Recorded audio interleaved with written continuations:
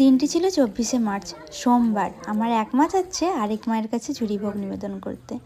একজন হলো আমার নিজের মা, তিনি শুধু আমার খেয়াল রাখেন, আমার ভালো থাকার জন্য নিজের কষ্টকে কষ্ট মনে না করেও সারা দিন ভগবানের কাছে প্রার্থনা করেছেন, শুধুমাত্র আমাকে ভালো রাখার জন্য।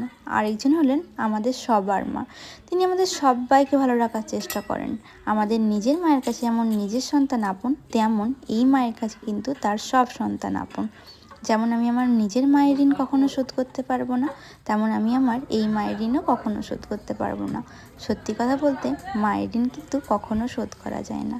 আজকে আমি আর আমার মা মিলে চলে গিয়েছিলাম জামলাল মন্দিরে পুজো দিতে। আর এই মন্দিরটা কিন্তু খুবই জাগ্রত, বহু পুরনো এই মন্দির।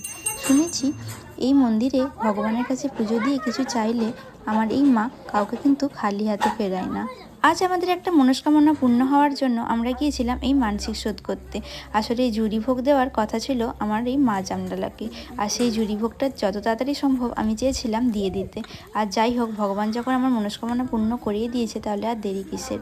এই ঝুড়ি ভোগ দেওয়ার জন্য কিন্তু আগের থেকে পুরোহিত মশাইকে বলে রাখতে হয়, আর সমস্ত জিনিসগুলো নিয়ে যেতে হয়। যেমন হচ্ছে কাঠ, মাটির খোলা, আতপ চাল, দুধ, চিনি আর বাতাসা। ব্যাস, মা এটুকুনি খুশি।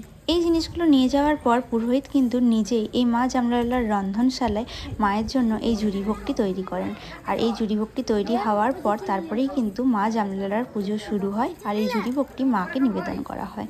আর পুজো শেষে এই সমস্ত প্রসাদ দিয়ে সমস্ত বাচ্চা থেকে ওখানে যারা যারা থাকে সবাইকে কিন্তু দেওয়া হয়। আর এই মা জামলালার প্রসাদ কিন্তু খুব জাগ্রত, অনেক দূর থেকে মানুষ আসে শুধুমাত্র মা জামলালার মন্দিরে পুজো দিতে আর এই ঝুড়ি ভোগ দিতে।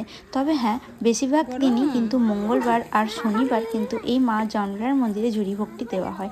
কিন্তু যেহেতু আমি শিব ঠাকুরের পাশে রয়েছে, তাই জন্য আমার খুব ইচ্ছে ছিল সোমবার দিনই মা জামলালাকে পায়েস দেওয়ার।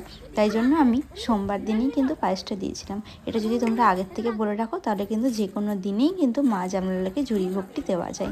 আমাদের বাড়িতে কোনো শুভ কাজ হওয়ার আগেই আমরা কিন্তু মা জামলালার মন্দিরে এই ঝুড়ি ভোগ নিবেদন করে তারপরেই শুভ কাজ শুরু করি।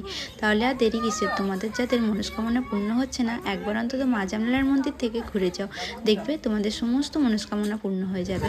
ভিডিও ভালো লাগলে অবশ্যই লাইক করবে, কমেন্ট করবে আর চ্যানেলটাকে সাবস্ক্রাইব করে দেবে। আজকের মতন টাটা, দেখা হচ্ছে খুব তাড়াতাড়ি নতুন